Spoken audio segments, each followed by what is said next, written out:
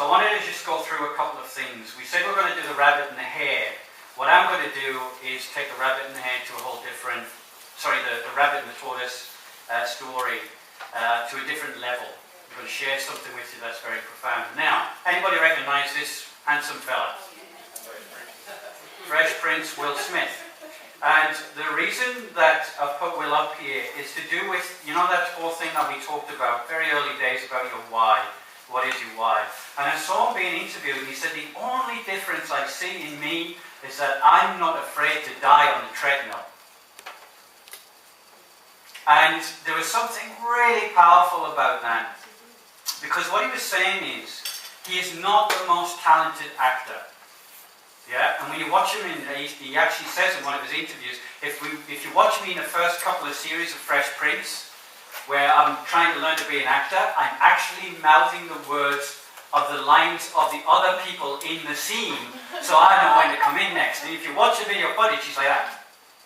And then he goes in, right? So he is not gifted in his terms. There's a difference between, you know, talent and hard work. And so where he's got in his life, one of his values, very simple for him, is he will work incredibly hard. And what he was using as the analogy is, I will run on the treadmill next to the fit guy as the actor and keep going until he gives up. It's one of his values. And it's got him to where, now that's about using force and pushing, and that's cool, that's his mechanism. And if anyone's seen him playing Muhammad Ali in the Ali story, he's quite incredible. And if you watch the background footage to Ali, Muhammad Ali came up to Will Smith in his slightly shuddering form and said, Will, you should play me in a movie about me.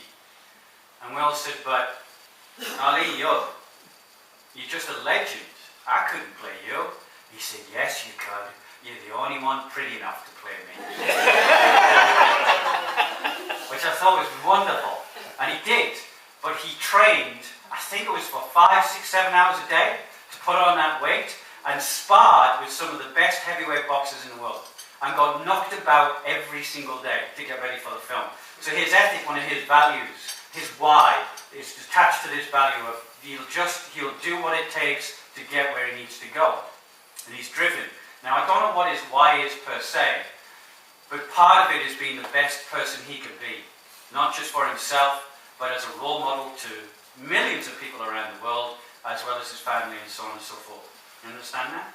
So part of this thing about, you know, this belief in building a mindset for long-term success is what we shared this morning around your values. What is your why? Now, here's something important. In terms of what you want, how many people would like less stress in their life? Yeah? How many people would like less anxiety and this sort of feeling that you're under the pump? Yeah? Okay. I talk from personal experience on this. Yeah, I'm somebody who's struggled with anxiety and stress for a long time. That the only way for me to conquer this has been to go through it. Ironically, to have peace in your life, you can't achieve that by trying to avoid the challenges of life. Because what happens is you metaphorically paint yourself into a corner. Yeah? Every time you avoid, the monsters get bigger, yeah, and you get stuck in the corner. And one of the things I want you all to do now is deeply accept that the journey you signed up for, deeply accept that therein, that journey, as soon as you step across that threshold, which you've all now done, is to accept that there will be challenge. And be okay with it. And be okay with it. And some of the stuff that's inside you, over time you will realize is not true. It feels true. Yeah? It feels true. Physically. I'm going to touch on this tomorrow. And I understand this deeply because I have been through the feelings of acute anxiety and panic and that kind of stuff. Hospitalized, you've all heard the story, okay? So I do understand this at a very deep level, deeper than most. But the truth of the matter is that there is an acceptance process that you're all going through. And it's okay every now and then to go, I don't accept, bugger you, this is hard, I'm really unhappy. Give me my bloody caveman back. I just want to leave sticks against the wall and be okay. It's okay to do that every now and then. But slowly but surely, you will begin to let go and accept it's all okay. Everything has a purpose. Everything. Every learning you go through has a purpose. And it's to make you stronger. Yeah? Have more faith in you, in yourself, in your journey. And it is a journey of faith. And some of you have really gone through a few things. Yeah? And there's been some profound changes already. And what you'll find as you look back on this in 3 years' time, blimey, is that who I used to be? Is that who I used to be? Right? So, please understand that part of this building your mindset for long-term success is this process of acceptance. Because our society has created an environment where they tell you that everything's going to be okay if you buy the right car, buy the right house, do the right job. They seem to be very short of answers when something comes flying from the side that you didn't see. Death of a parent, an accident like me at 16, broke my neck. Got no magic answers for that.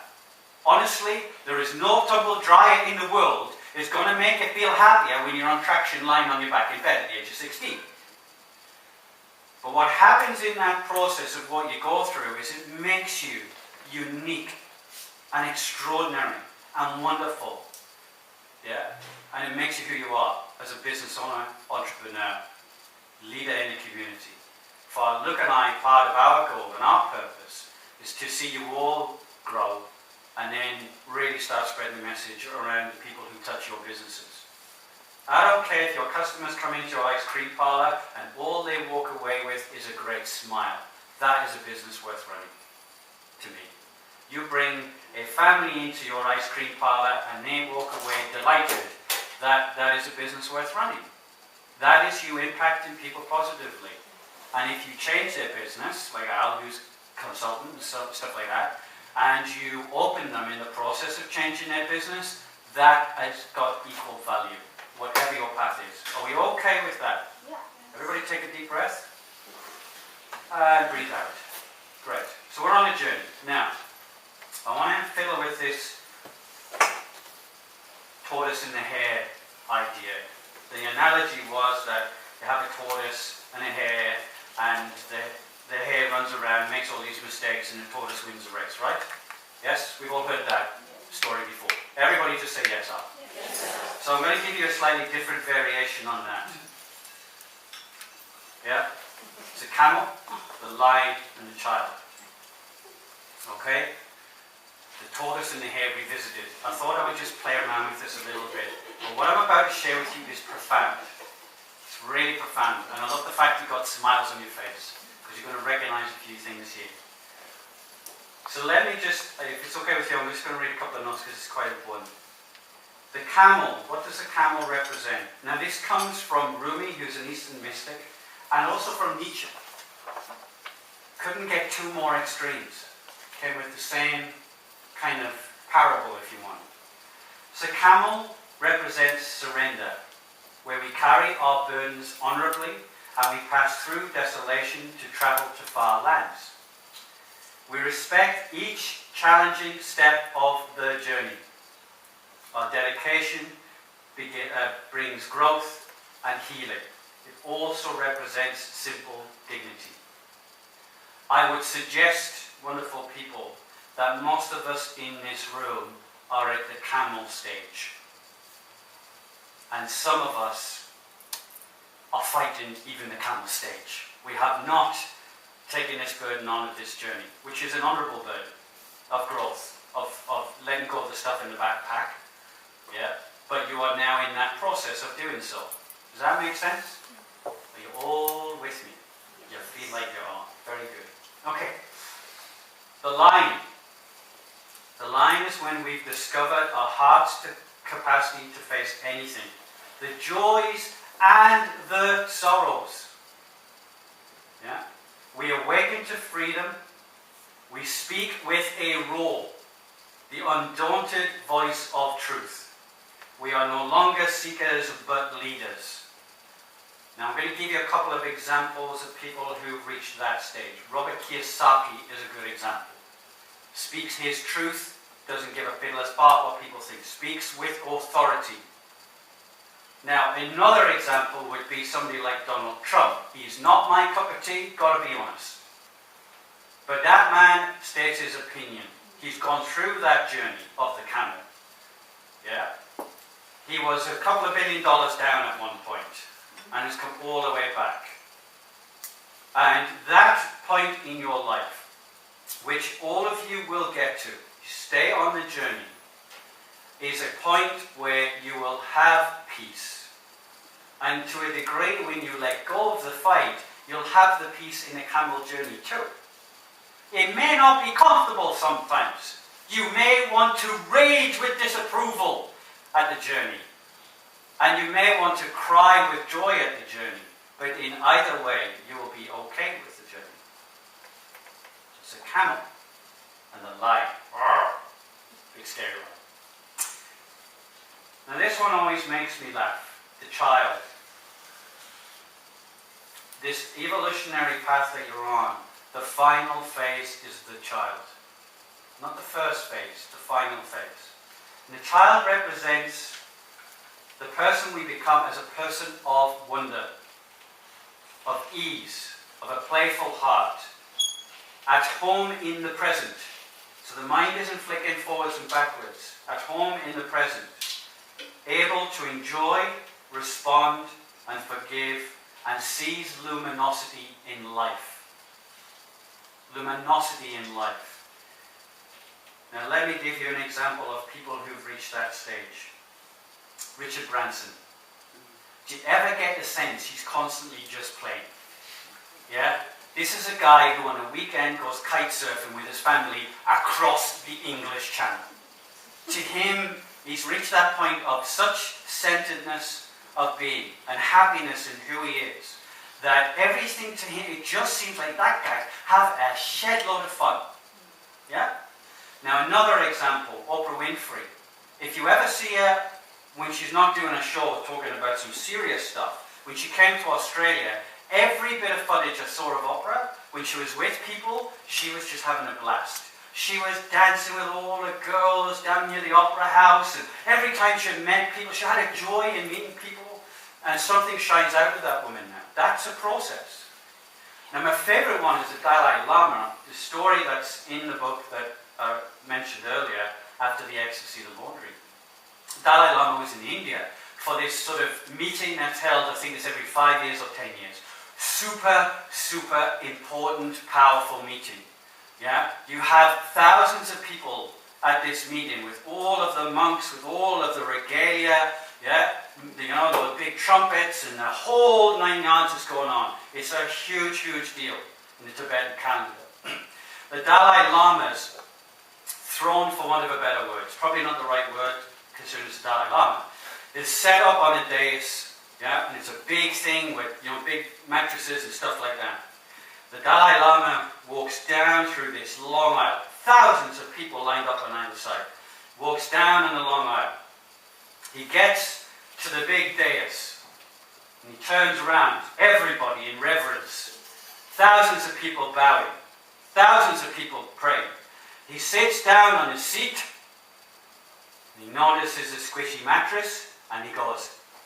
Isn't that amazing? Now the Pope, could you imagine the Pope doing that? Yeah? Because he's evolved, he's an evolved being. And really, to be honest with you, in your journeys, this is the process you're all on. Yeah, it's a process you're all on. Now you can fight the camel for the next 20 or 30 years, 50 years, 70 years, however long God's gifted you on this planet. That's up to you. Or you can understand that there is dignity, there is growth, there is joy in the process of being the camel that eventually leads you to the lion. eventually leads you back to being a child. This rabbit and the tortoise thing is great, but it doesn't truly reflect the human state and what you're all experiencing. Does that make sense? Okay, everybody just take a minute. Take a deep breath. You're very present, which is great. If anything came up for you in any of those three elements, then by all means, scribble it down. I'll give you about 30 seconds before I move on. We're just going to shift slightly, if that's okay.